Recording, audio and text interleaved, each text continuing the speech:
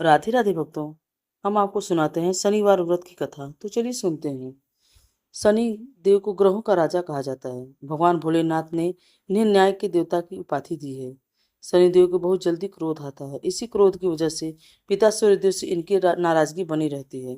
इनके क्रोध से सभी बचने की कोशिश करते रहते हैं, वरना व्यक्ति पर मुसीबतों का पहाड़ टूट पड़ता है। इसलिए इन्हें प्रसन्न करने के लिए शनिवार का व्रत रखा जाता है।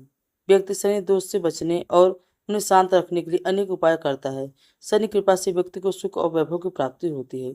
जो लोग शनिवार का व्रत करते हैं, उनको पूजा के समय शनिवार का व्रत कथा का श्रवण करना चाहिए।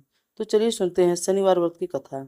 एक बार सभी नवग्रहों सूर्य, चंद्र, मंगल, बुध, बृहस्पति, शुक्र, शनि, राहु और केतु में बहस हो गई। कौन सबसे बड़ा है? आपस में लड़ने के बाद सभी देवराज इंद्र के पास पहुंच गए। इंद्र असमंजस स्थिति में निर्णय नहीं कर पाए, पर उन्होंने सभी ग्रहों को सुझाव दिया कि पृथ्वी पर राजा विक्रमादित्य ही इसका फैसला कर सकते हैं, क्योंकि वे बहुत ही न्यायप्रिय राजा हैं। सभी पृथ्वी पर राजा विक्रमादित्य के पास गए और अपने आने का कारण बताया। राजा उनकी समस्या को सुनकर बहुत परेशान हो गए। उनका चिंतित होना लाजमी था, क्योंकि जिसे को भी किसी से छोटा बताया तो वो वही गुस्सा कर जाएगा। राजा के काफी सोच विचार के बाद उन्हें एक उपाय सूझा। उन्होंने स्वर्ण, रजत, कांस्य, पीतल, सीसा, रांगा, जस्ता, अभ्रक और लौह से 9 सिंहासन का निर्माण करवाया। उन्हें उपयुक्त क्रम में रख दिया गया।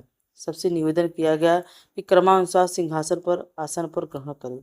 शर्त रखा गया कि जो सबसे अंतिम में सिंहासन पर आसन ग्रहण करेगा वही सबसे छोटा माना जाएगा, जिसकी वजह से शनिदेव को सबसे बाद में आसन प्राप्त कर सके और वे सबसे छोटे कहलाए। क्रोध के आवेश में आकर शनिदेव ने सोचा कि राजा ने सब जानबूझकर कर दिया है। कुपित होकर राजा ने कहा कि राजा, तूने मुझे नहीं जाना। सूर्य एक राशि में 1 महीना, चंद्रमा 2.25 महीने 2 दिन, मंगल 1.5 महीना, बृहस्पति 13 महीने और बुध और शुक्र 1-1 महीने विचरण करते हैं, लेकिन मैं 2.5 से 7.5 साल तक रहता हूँ। मैंने बड़े बड़ों का विनाश कर दिया है। श्री राम की 7.5 आने पर उन्हें जंगल जंगल भटकना पड़ा और रावण की आने पर लंका बंदरों की सेना से परास्त होना पड़ा।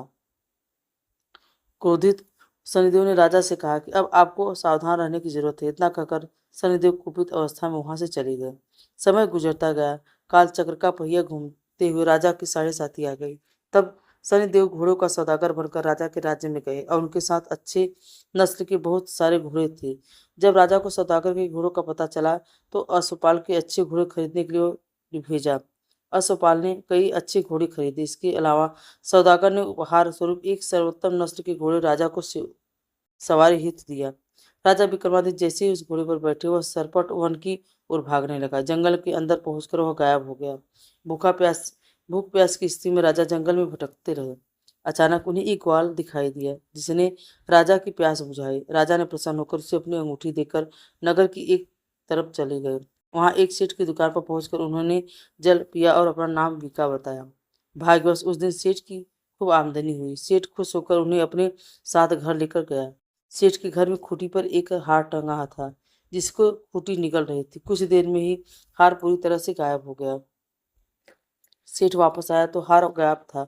उसे लगा कि विका ने ही उसे चुराया है। सेठ ने विका को कोतवाल से पकड़वा दिया और दंड स्वरूप राजा ने उसे चोर समझकर हाथ पर कटवा दिए और इस अपंग अवस्था में उसे नगर के बाहर फेंक दिया।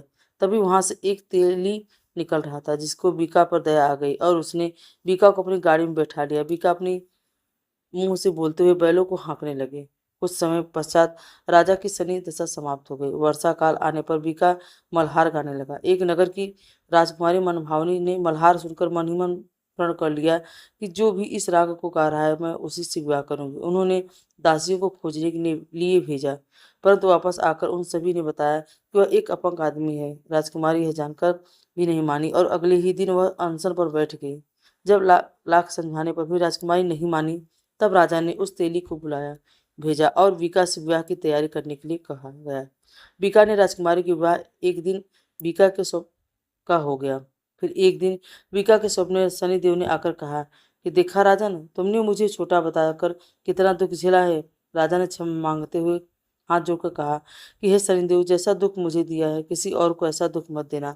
शनिदेव की इस विनती को मान गए और कहा कि मेरे व्रत और कथा को तुम्हारे सारे कष्ट दूर हो जाएंगे। जो भी नित्य मेरा ध्यान करेगा और चींटियों को आटा डालेगा, उसकी सारी मनोकामना पूर्ण हो जाएगी। शनिदेव ने राजा को हाथ पैर फिर वापस दिए और दूसरे दिन जब सुबह राजकुमारी की आंख खुली तो वह आश्चर्यचकित हो गई। विका ने मनभावनी को बताया कि वह उज्जैन का राजा विक्रमादित्य है। मनभावनी खुशी से फूले नहीं समा रही थी। राजा और नगरवासी सभी अत्यंत प्रसन्न हुए। सेठ ने जब यह सुना तो पैरों में गिर कर क्षमा मांगने लगा। राजा ने कहा कि यह सब शनिदेव का कोप का प्रभाव था और इसमें किसी का कोई दोष नहीं है। सेठ ने निवेदन करते हुए कहा कि मुझे शांति तभी मिलेगी जब आप मेरे घर चलकर भोजन करेंगे। सेठ ने कई प्रकार के व्यंजनों से राजा को सत्कार किया। जब राजा भोजन कर रहे थे तो तभी तो खूंटी हार निकल गई थी, वह उसी उगल रही थी। सेठ ने अनेक मोहरे देकर राजा का धन्यवाद किया और अपनी कन्या श्री कंवरी का पारिग्रहण का निवेदन किया। राजा ने सहर्ष स्वीकार कर लिया। राजा अपनी दोनों रानियों मनभावनी और श्री कंवरी को लेकर उज्जैन नगरी लौट आए। सारे नगर में दीपमाला और खुशी मनाई जाने लगी। राजा ने घोषणा करते हुए कहा कि मैंने शनिदेव को सबसे छोटा बताया था, इसलिए असल में वही सर्वोपरि है। तब से सारे राज्य में शनिदेव की पूजा और नियमित होने लगी। सारी प्रजा के बीच खुशी और आनंद का वातावरण बन गया। शनिदेव के व्रत की कथा को जो भी सुनता है, पढ़ता है और उसके सारे दुख दूर हो जाते हैं। तो भक्तों, आपको यह कथा कैसी लगी? अगर आपको यह कथा अच्छी लगी हो तो हमें कमेंट में राधे राधे जरूर बोलिएगा। राधे राधे।